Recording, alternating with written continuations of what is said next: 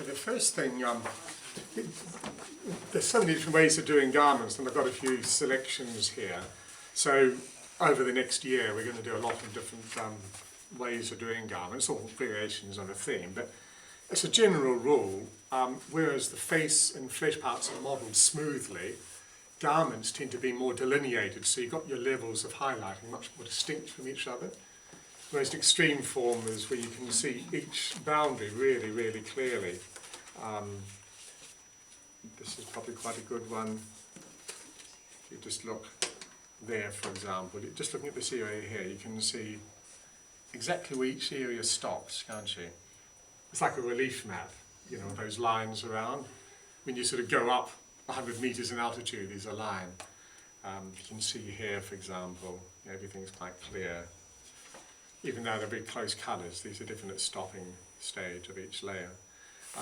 You can get some where it's all blended a lot more, so as in the one of Moses, for example, on Sinai, it's all a lot more blended there.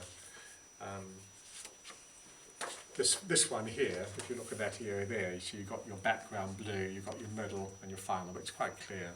Okay. Others it's blended, but that's the main difference.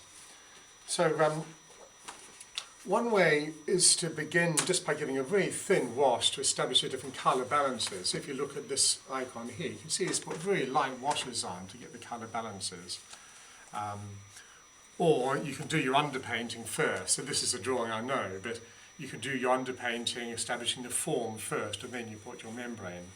But either way, with the garment, you want to get a good strong sense of form of the main drapery. So what I'm going to do here is first put a wash of the middle colour in. So this is effectively the proplasmos technique. So what I'm going to do now is just paint this area here very quickly.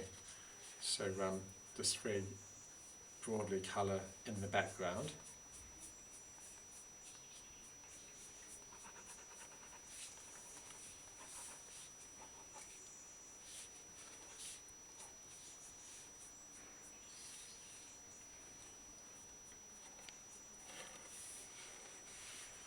With garments, you can afford to have it a bit more stippled or varied than with flesh.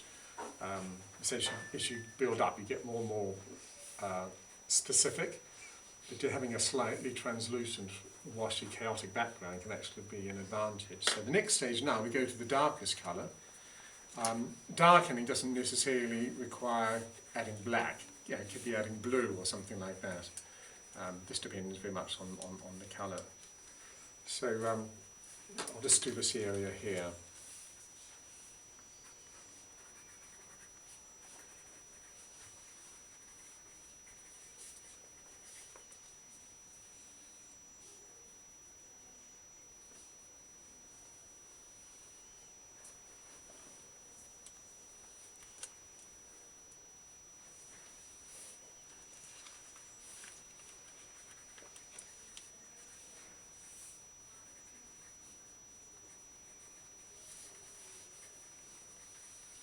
There's some painters have done, especially wall paintings, where in fact the whole garment is just this here and a wash and that's it. Or perhaps there might be a middle wash. But a lot of frescoes, even sometimes you get that with, what's the bottom there? You get that with icons sometimes. You might contrast an outer garment, which is very simple, just a few lines, just basic shading, with more detail in the garment. Okay, so that's probably enough now. So already you could guess what that was just by that. See, and they're all calligraphic lines, not the same width. Where you want more shadow, you thicken it a bit. Okay. So now what we're going to do is I've mixed up a lighter version here.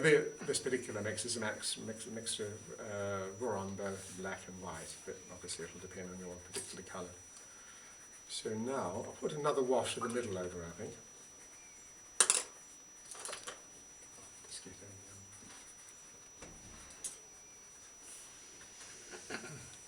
That middle colour has got to be dark enough so that when you put other lights on, they contrast. Whereas if this middle was too light, you wouldn't see your lights, so I'll just put another wash over.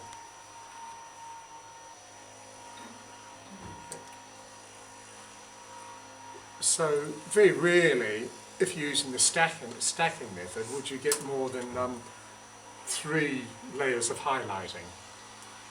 So that's the middle, that's your dark. So now we'll just have 3 layers. So that's it there. So if you look down here, it will be that shape there. So I'll put that in like that.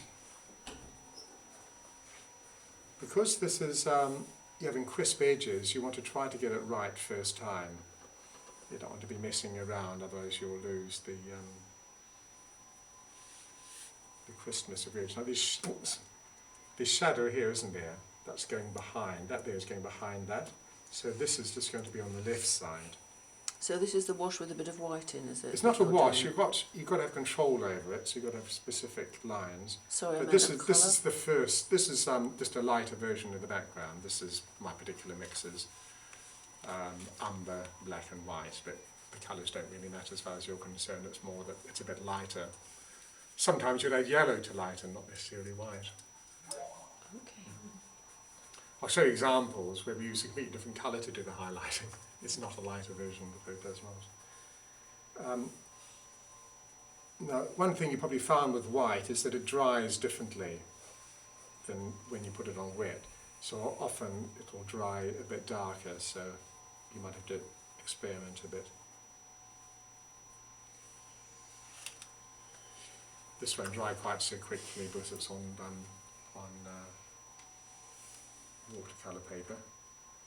It's gesso, so I have to wait for it longer.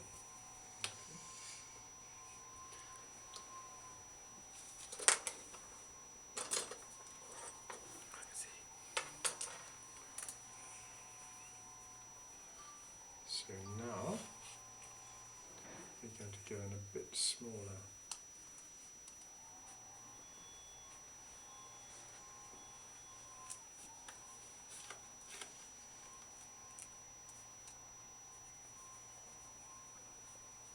Quite a bold shape there. We're not, don't jump too quickly to the final highlights. You've got to sort of learn to read behind the layers, peel back, start from the light and go back to find out how wide the first layer should be. So if you can identify your proplasmos, in this case it is it's that there, then from that you can figure out how big your first highlight should be and so on.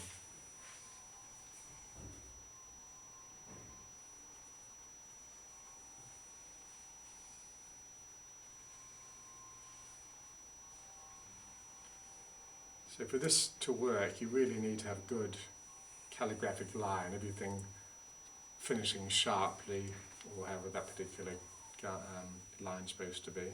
Thin, thick, thin in this case.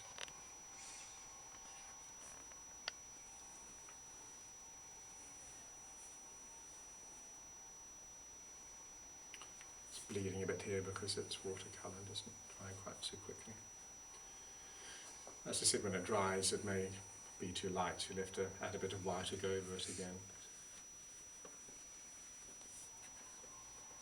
Do you ever blend these edges? Depends on the style. Sometimes you don't.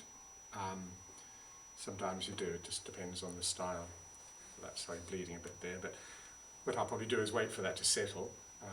You might then decide to have a second degree of shadow here. So I'll take a bit of that aside, dilute it a bit, and just go over that, but a bit wider. So sort of fine-tuning the shadows.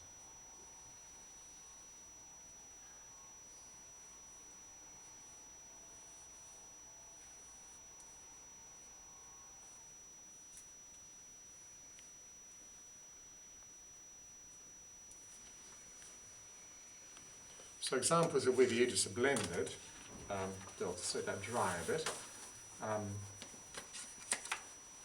This is a close-up of like on our blended, softened the edge a bit of the first highlight.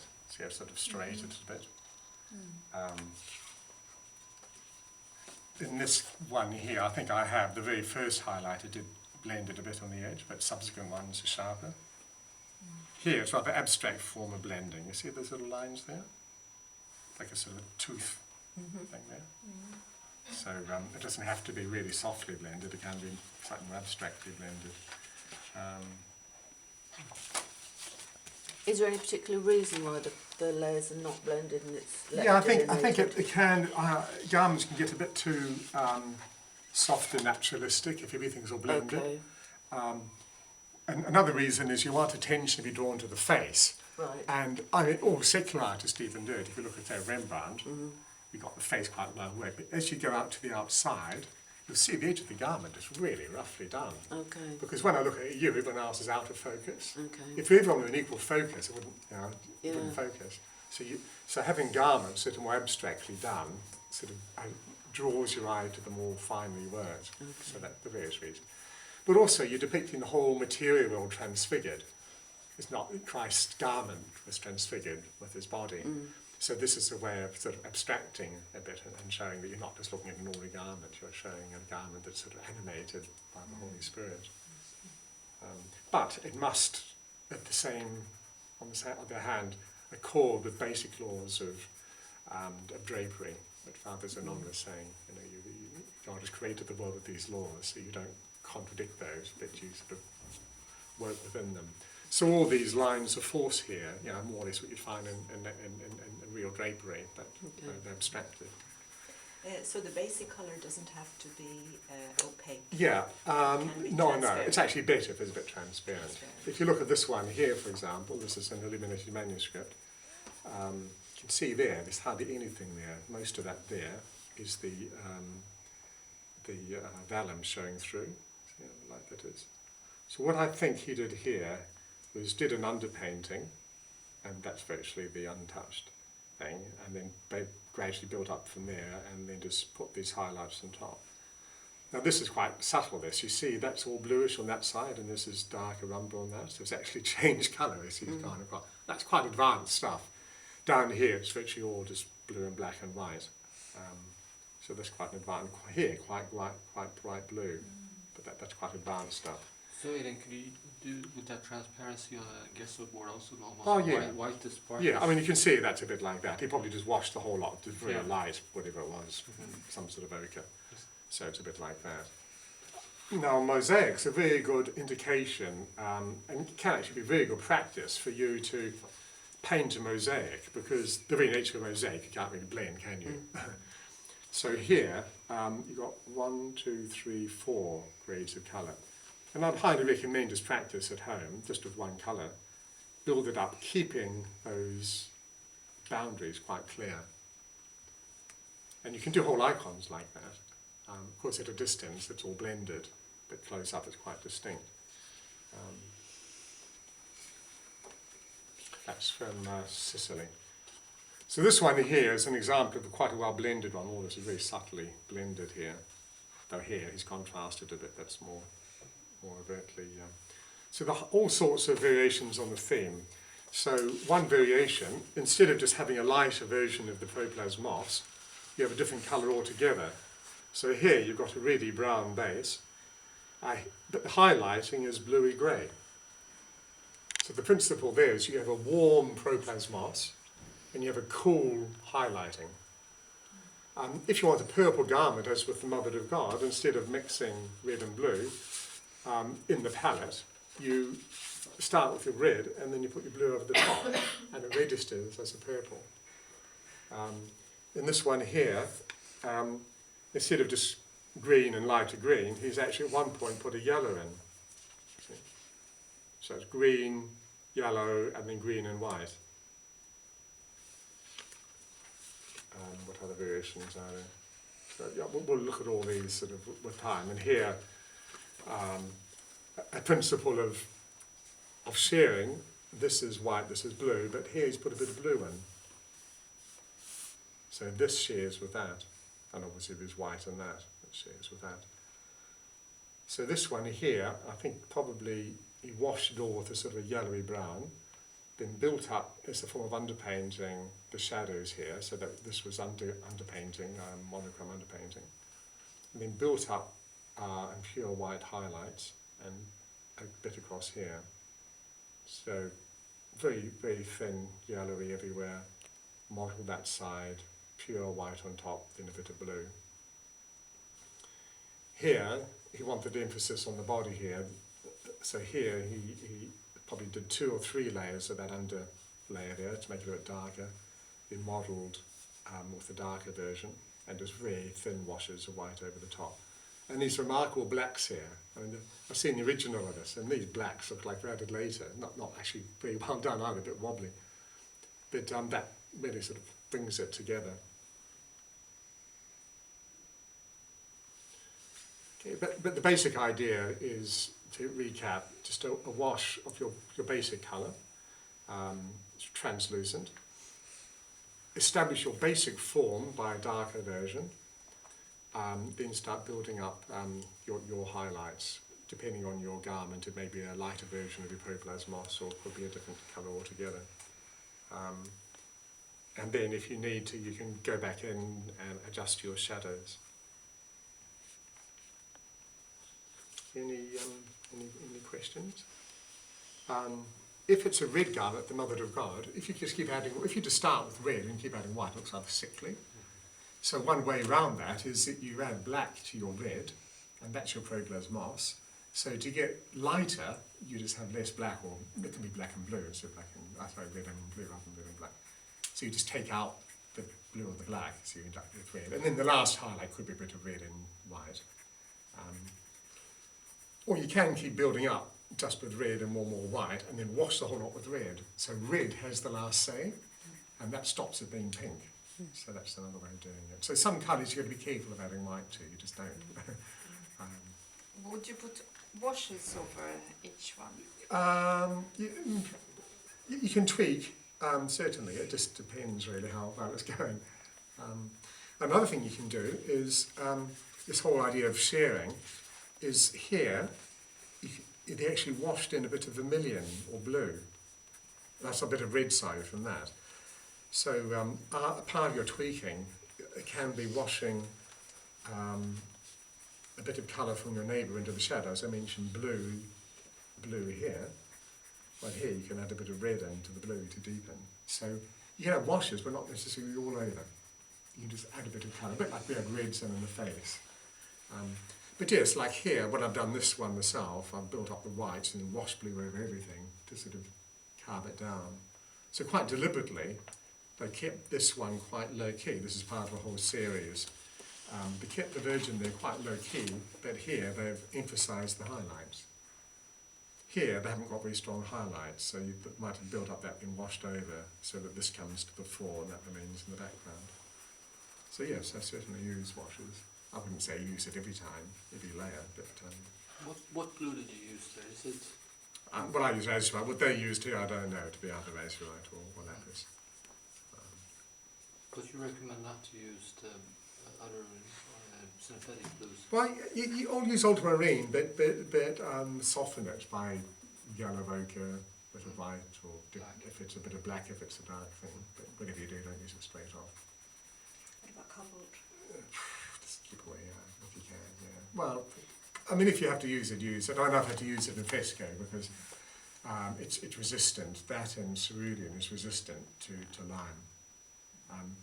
Ultramarine isn't, but they made a new one where every particle is encased in a bit of glass, basically, so it protects it, so you can use that now. So I've used it quite successfully, but you've got to add stuff in, I've added black and all sorts of things. But keep it under control. It's got a bit of an ego, it likes to dominate, so you've got to sort of carve it down and dirty it a bit. If you use cobalt, but you make it more translucent on top of All that helps, helps. That's another thing, that it works, I think. Yeah. You're letting the white speak. Yeah, just as long as it doesn't become too heavy. Yeah. I must say blue is the most problematic. If you aren't using natural blues, it's the most problematic. Reds, there are plenty of natural reds around, they're not expensive. But, greens are a bit difficult, but I found this really bright terra verde green, which is great. These drawn out lines. Yeah. How Well, would this you is sort of use it? inspired by this one here, so that's quite unusual, that, but you can see the contrast there is finished with the white there and the black here. It just a way of emphasising. So it's just a balancing act to see how it feels and looks. Yeah, I mean here, these altogether, there's a big contrast between the light there and dark there. And all these figures here, there are four or five of them. They sort of contrast a lot of twisting, a lot of modelling of form. So here he's really gone to town in modelling the form. See his hips twisted. So the whole plane of that is this way. So he's emphasised that by darkening that and finished it off with a really quite a dark outline there. Whereas here, the more frontal, they're not twisting, so that these are more or less an equal amount of dark. There's a bit more dark there, and a bit more dark there than there. So it's a bit of a subtle contrast. So generally that's a bit more dark there than there. But that's not as contrasty as that. It just depends on the style. Yeah, but even on the frontal figures, for example, where the garments are all kind of together connected. Yes, wherever you have... Darker. Yeah, I've often mentioned the difference between a horizon line and a sort of a slight dip. So we've got a horizon where something goes completely out of view. You can afford a really strong line there. So there, the garment goes right back on itself. That's a really deep crevice there, and that goes out of view at the end, and likewise there. These here are just little ripples. So the darkness is just the proplasmos left exposed. The knee here, that's important because that's a sudden change of direction. So you've got a bit of a black there. Here you see this goes out of sight, it goes right behind, that goes out of sight, following the leg. So that's a bit darker. These other ones are more ripples here. So you've got to discern between that and sort of that.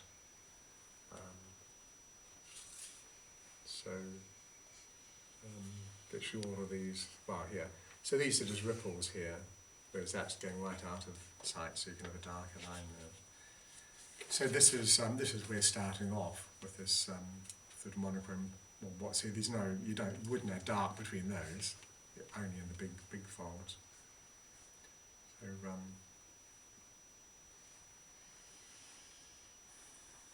if you like, just on a bit of paper before you go in, you could do a monochrome. Just the initial shadow, like he's done there, just so you can really get your head around the form, and then you can go into painting. It can just take a few minutes and a bit of card. So if you're doing this one here, you just do an initial sketch, just equivalent to the black in the first shadow there. If you do that, you really get into your head the main forms. It seems the only way for this is practice, isn't Practice, it? It's just, Practice so and keen much. observation. Yeah. There's so much to it. Yeah. I mean, garments are where most people fail. It's the most difficult thing, actually. I mean, I just love doing faces and hands, but garments are just still learning so much.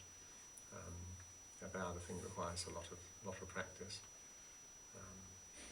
Have in mind always what causes a certain curve in drapery, and it's always a combination of forces, and this will help you quite a lot.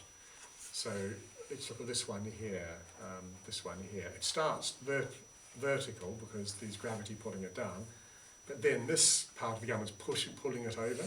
So it starts vertical, but then the force of this being stretched around here makes it go that way. If a piece of garment has got nothing else holding it other than gravity, it will fall down. So you wouldn't have a curve like that. There'd be what makes a curve is nothing.